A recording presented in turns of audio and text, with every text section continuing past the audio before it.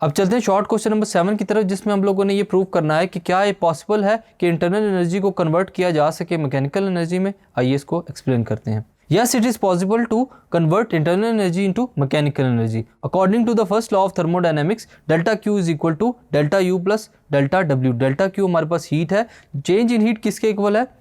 Bye the sum of delta U यानी कि internal energy plus delta W work done. इन दोनों के सम को अगर हम लोग मिलाएं, जिस सिस्टम के अंदर स्टूडेंट्स इंटरनल एनर्जी पाई जाती है, चेंज इन वर्क डन पाया जाता है, हम लोग बात करते हैं फर्स्ट लॉ ऑफ थर्मोडायनामिक्स की। वहाँ पर हमारे पास जो हीट है स्टूडेंट्स वो किसके इक्वल होती है? Sum of internal energy and work done. इन एडियाबैटिक प्रोसेस में क्या होता है कि जो delta Q change in heat है वो जीरो होता है हमारे पास। इससे हमारे पास जो इक्वेशन बनती है students delta U plus delta W, यानी कि जो सम रह जाता है हमारे पास इंटरनल एनर्जी और वर्क डन का, वो किसके इक्वल हो जाएगा? जीरो। तो अगर हम लोग इस इक्वेशन को फर्दर लिखते हैं स्टूडेंट्स तो हमारे पास क्या होता है? Change in internal energy equal होता है किसके? नेगेटिव ऑफ वर्क डन के, यानी कि इक्वल तो होंगे लेकिन एक दूसरे के opposite. If the system is allowed to expand adiabatically, work is done but internal energy of the system decreases. इससे हमें यह प्रूव होता है कि जो वर्क डन है वो होगा लेकिन जो इंटरनल एनर्जी है स्टूडेंट्स वो डिक्रीज होती जाएगी आहिस्ता आहिस्ता। Where internal energy is converted into mechanical energy,